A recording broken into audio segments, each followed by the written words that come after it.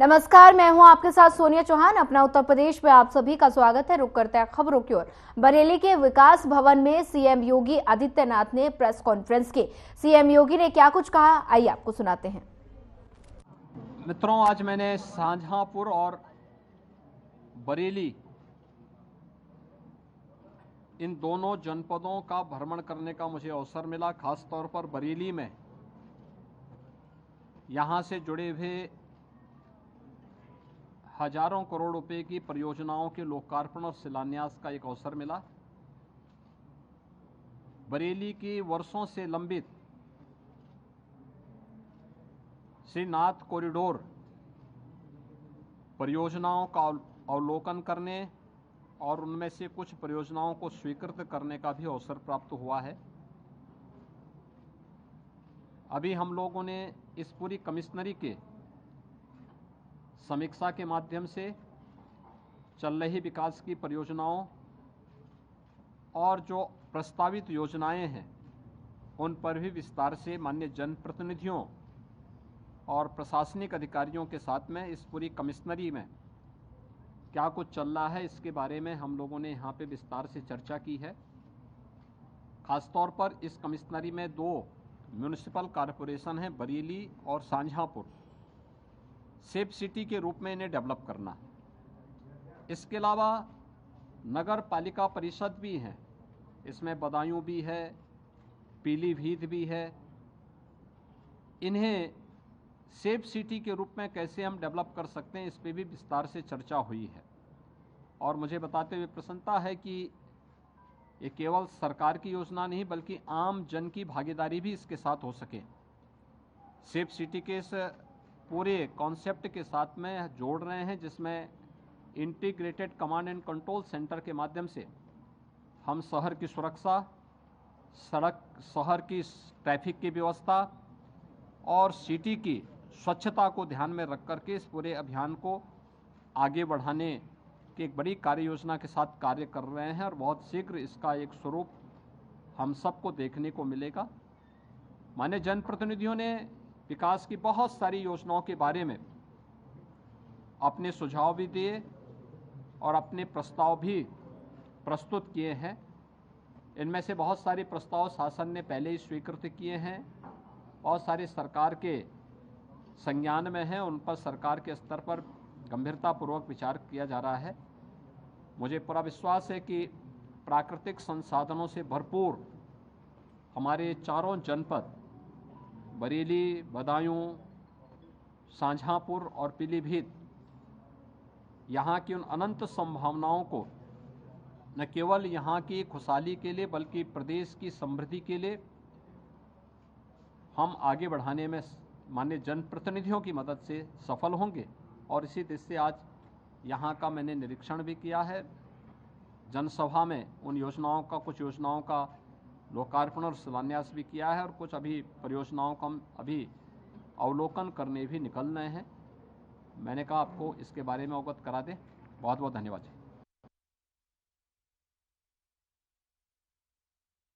योगी आदित्यनाथ ने वर्चुअली माध्यम के जरिए अयोध्या से अहमदाबाद तक चलने वाले इंडिगो फ्लाइट का उद्घाटन किया। देखिए तस्वीरें। अयोध्या अहमदाबाद के बीच में वायु सेवा प्रारंभ होने के अवसर पर आज के समारोह में वर्चुअली जुड़े हुए केंद्रीय नागर विमानन एवं इस्पात मंत्री माननीय श्री ज्योतिरादित्य सिंधिया जी, अयोध्या के लोकप्रिय सांसद श्री लल्लू सिंह जी, माननीय सांसद अहमदाबाद प्रोफेसर क्रीट प्रेम जी भाई सोलंकी जी,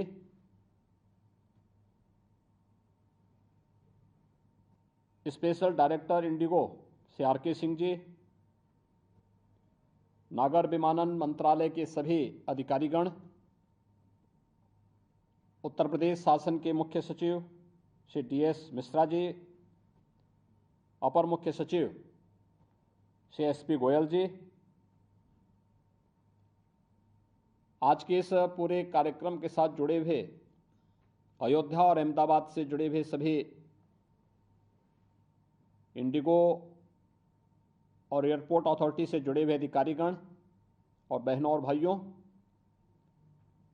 मैं आभारी हूं आदरणीय प्रधानमंत्री जी का, जिन्होंने उत्तर प्रदेश को चौथा इंटरनेशनल एयरपोर्ट के रूप में महर्षि वाल्मीकि इंटरनेशनल एयरपोर्ट अयोध्या प्रदान किया है। 30 दिसंबर को इस चौथे इंटरनेशनल एयरपोर्ट के उद्घाटन के साथ ही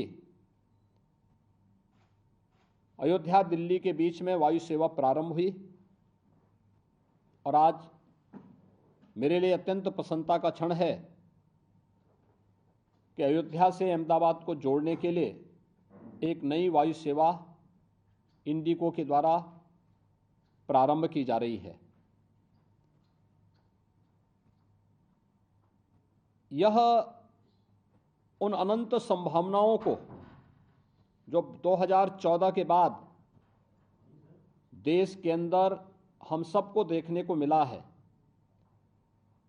उन सबको आज हमें इन सेवाओं के माध्यम से देखने को भी मिल रहा है। मुझे देख करके प्रसन्नता है कि इंडिगो एयरलाइंस तेजी के साथ न केवल उत्तर प्रदेश में बल्कि देश के अंदर अपनी वायु सेवा का विस्तार करने में सफल हुई है और उत्तर प्रदेश के 8 नगरों लखनऊ, वाराणसी, गोरखपुर, प्रयागराज, कानपुर और आगरा, बरेली तथा अयोध्या में आज इंडिगो अपनी हवाई यात्राएं सफलतापूर्वक संचालित कर रही है। मेरे सामने जो मुझे अवगत कराया गया कि 2009 में प्रारंभ हुई लखनऊ एयरपोर्ट से जो पहली उड़ान थी, आज वह 13 कनेक्टेड राष्ट्रीय गंतव्य स्थल के लिए और 84 उड़ानें इनके माध्यम से प्रतिदिन इंडिगो के द्वारा अकेले यहां से उपलब्ध कराई जा रही है। ऐसे ही वाराणसी में 2014 से 6 कनेक्टेड राष्ट्रीय गंतव्य स्थलों के लिए 34 उड़ानें प्रतिदिन इंडिगो के द्वारा उपलब्ध है। गोरखपुर एयरपोर्ट से 2018 से प्रारंभ हुई वर्तमान में 4 कनेक्टेड राष्ट्रीय गंतव्य स्थलों के लिए 6 उड़ानें उपलब्ध कराई जा रही हैं और प्रयागराज से 2018 में प्रारंभ हुई 10 कनेक्टेड राष्ट्रीय गंतव्यों स्थलों के लिए 11 उड़ानें प्रतिदिन उपलब्ध हैं। आगरा में 6 कनेक्टेड राष्ट्रीय गंतव्य स्थलों के लिए 6 उड़ानें प्रतिदिन, कानपुर में 3 कनेक्टेड राष्ट्रीय गंतव्य स्थलों के लिए 3 उड़ानें प्रतिदिन, बरेली में 3 कनेक्टेड राष्ट्रीय गंतव्य स्थलों के लिए 3 उड़ानें प्रतिदिन और अयोध्या में 3 कनेक्टेड राष्ट्रीय गंतव्य स्थलों के लिए 3 उड़ानें प्रतिदिन उपलब्ध करवाने की जो ये कार्रवाई है, वह अयोध्या आने के इच्छुक हर व्यक्ति के लिए यह एक नया माध्यम बना है। उत्तर प्रदेश के अंदर पिछले 8-10 वर्षों के अंदर पैसेंजर की संख्या में भी काफी वृद्धि हुई है। अगर हम इन सबको देखते हैं, 2016-17 में लखनऊ के लिए कुल 39,68,000 पैसेंजर प्रतिदिन वायु सेवा का उपयोग करते थे। आज यह संख्या बढ़कर के 52,20,000 से अधिक हुई है। वाराणसी में 19,16,000 से बढ़कर के 25,21,000 हुई है। गोरखपुर में 54,000 से बढ़कर के 7,18,000 और प्रयागराज में 45,000 से बढ़कर के 71,000 यह पैसेंजर, यह प्रतिवर्ष आज इसमें बढ़ोतरी हम लोग इस रूप में देख सकते हैं। मुझे बताते हुए प्रसन्नता है कि अहमदाबाद अयोध्या या अयोध्या अहमदाबाद के बीच में जो ये सेवा प्रारंभ हो रही है, तो अहमदाबाद और गुजरात से जुड़े हुए श्रद्धालु जनों को अयोध्या आने में, इस सेवा का उपयोग करने में और आसानी से अयोध्या तक पहुंच बनाने में उन्हें मदद मिलेगी। या अयोध्या से अहमदाबाद या सूरत या सोमनाथ या द्वारिका धाम या अन्य पवित्र स्थलों की यात्रा करने के लिए जो भी श्रद्धालु जाने का इच्छुक होगा, या आसानी से वायु सेवा उन्हें उनके गंतव्य तक पहुंचाने में बहुत महत्वपूर्ण भूमिका का निर्वहन कर पाएगी। अयोध्या में इंटरनेशनल एयरपोर्ट आज से 5 वर्ष पहले, 7 वर्ष पहले, 10 वर्ष पहले यह एक कल्पना थी। राज्य सरकार की वहां पे एक छोटी सी एयर स्ट्रिप थी जो मात्र 167 एकड़ में संचालित होती थी। लेकिन आदरणीय प्रधानमंत्री जी ने, माननीय ज्योतिरादित्य सिंधिया जी ने जब रुचि ली, राज्य सरकार ने 821 एकड़ लैंड एक समय सीमा में एयरपोर्ट अथॉरिटी को उपलब्ध कराया। और मैं धन्यवाद दूंगा माननीय ज्योतिरादित्य सिंधिया जी को, उन्होंने रुचि लेकर के अयोध्या के इस इंटरनेशनल एयरपोर्ट के निर्माण को एक समय सीमा के अंदर पूरा भी कराया और आदरणीय प्रधानमंत्री जी के कर कमलों से राष्ट्र को समर्पित भी करवाया। और आज अयोध्या हर व्यक्ति आने का इच्छुक दिखाई देता है। स्वाभाविक रूप से वायु सेवा उसके लिए सबसे आसान माध्यम हो सकता है। अयोध्या देश का धार्मिक और आध्यात्मिक पर्यटन की दृष्टि से सबसे बेहतरीन स्थलों के रूप में विकसित हो चुका है। सड़क मार्ग से, रेल मार्ग से और वायु मार्ग से, ये तीनों प्रकार की बेहतरीन कनेक्टिविटी आज अयोध्या के लिए उपलब्ध हो चुकी है। 22 जनवरी को रामलला के प्राण प्रतिष्ठा कार्यक्रम के अवसर पर देश से आने के जितने भी प्रमुख अतिथिगण हैं, मेरा अनुमान है कि 22 जनवरी को अयोध्या एयरपोर्ट पर लगभग 100 चार्टर्ड प्लेन लैंड करेंगे और ये अयोध्या के आने वाले पोटेंशियल को भी हम सबको एक राह दिखाएगा। इस अयोध्या को लोगों ने पहले पहचानने का प्रयास क्यों नहीं किया, इस आस्था का पहले सम्मान क्यों नहीं हो पाया। और ये केवल आस्था ही नहीं बल्कि आस्था के सम्मान के साथ साथ अर्थव्यवस्था को भी एक नई गति देने में सहायक होगा। लाखों नौजवानों के जीवन को भी एक नई गति देने में अयोध्या का महर्षि वाल्मीकि इंटरनेशनल एयरपोर्ट सहायक होगा। इन सभी कार्यक्रमों में रुचि लेने के लिए और सहयोग करने के लिए मैं नागर विमानन मंत्रालय, भारत सरकार को हृदय से आभार व्यक्त करता हूं। अयोध्या के अपने लोकप्रिय सांसद श्री लल्लू सिंह जी को और उनकी पूरी टीम को हृदय से धन्यवाद देता हूं कि 821 एकड़ लैंड एक समय सीमा के अंदर अधिग्रहण करने में स्थानीय जनता के साथ इन लोगों ने बेहतरीन संवाद बनाया और उस संवाद के माध्यम से इसे अधिग्रहण करने में अपना योगदान दिया। और आज हम सब इस कार्यक्रम के माध्यम से नई नई उड़ानें प्रतिदिन अयोध्या के लिए जोड़ते जा रहे हैं और 22 जनवरी का कार्यक्रम और 22 जनवरी से होने वाले इस उत्सव के साथ हम पूरे देश को और दुनिया को अयोध्या के साथ जोड़ने में सहायक होंगे। एक बार फिर से इंडिगो को अयोध्या अहमदाबाद के बीच इस नई वायु सेवा प्रारंभ करने के लिए हृदय से धन्यवाद। भारत सरकार के प्रति हृदय से आभार व्यक्त करते हुए 22 जनवरी के कार्यक्रम को हम सकुशल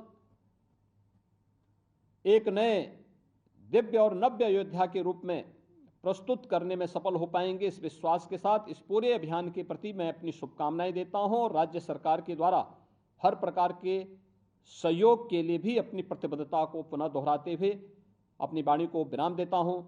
धन्यवाद। जय जय श्री राम।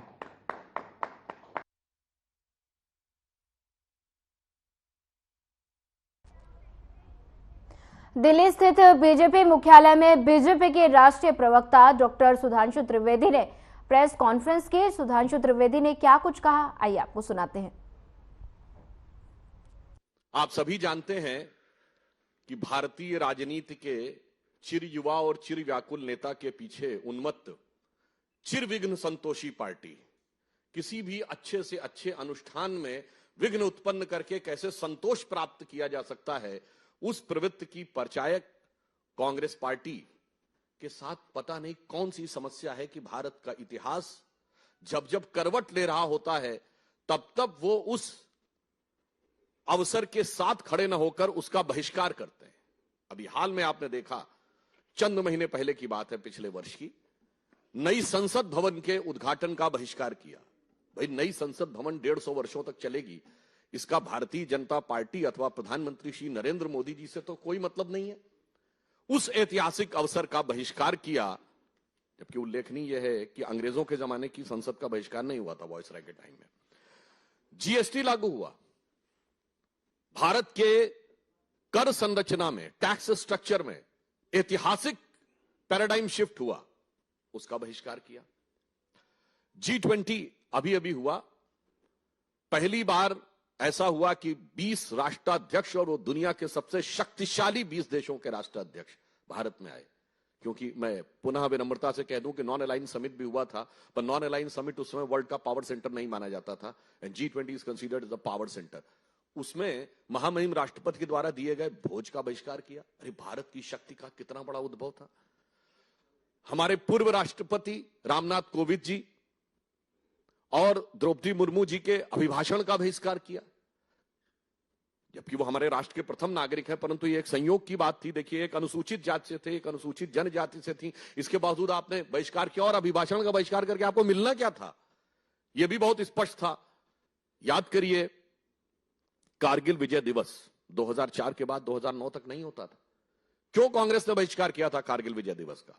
भारतीय जनता पार्टी के प्रखर प्रतिरोध के बाद आधे अधूरे मन से रस्म अदायगी के लिए 2009 के बाद शुरू किया, और अब हम उसको गर्व के साथ मनाते हैं। जब मई 1998 में पोखरण विस्फोट हुआ अटल बिहारी वाजपेयी जी की सरकार के नेतृत्व में, कांग्रेस ने 10 दिन तक बयान ही नहीं दिया, और फिर उसके बाद भी नकारात्मक प्रकार की प्रक्रियाएं, जबकि भारत ने पहली बार कहा था कि we have declared now we have become the nuclear state. कितना बड़ा ऐतिहासिक परिवर्तन था, परंतु उसके भी ये विरोध में खड़े हो गए। और तो और, पूर्व राष्ट्रपति प्रणब मुखर्जी जी, जो आप ही की पार्टी के थे, उनके भारत रत्न समारोह का बहिष्कार कर दिया। इसी बहिष्कार के चलते हुए जनता भी क्रमशः उनको सत्ता से बहिष्कृत करती चली जा रही है, परंतु उनकी बुद्धि परिष्कृत होने का नाम नहीं ले रही है।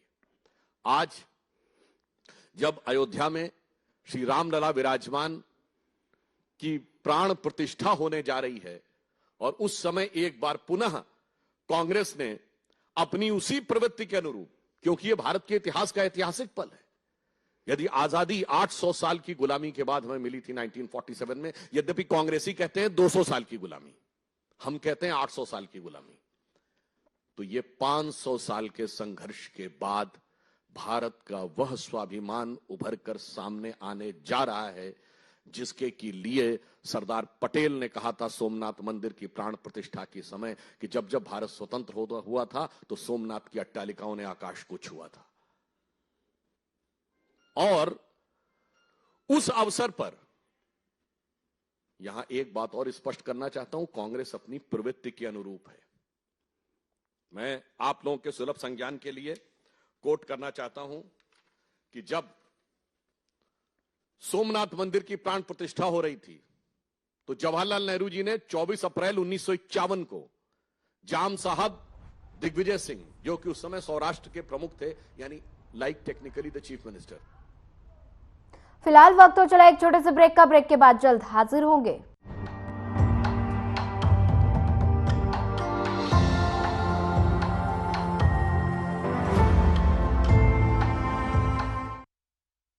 ब्रेक के बाद आप सभी का एक बार फिर स्वागत है। दिल्ली स्थित बीजेपी मुख्यालय में बीजेपी के राष्ट्रीय प्रवक्ता डॉक्टर शुभांशु त्रिवेदी ने प्रेस कॉन्फ्रेंस की। सुधांशु त्रिवेदी ने क्या कुछ कहा, आइए आपको सुनाते हैं।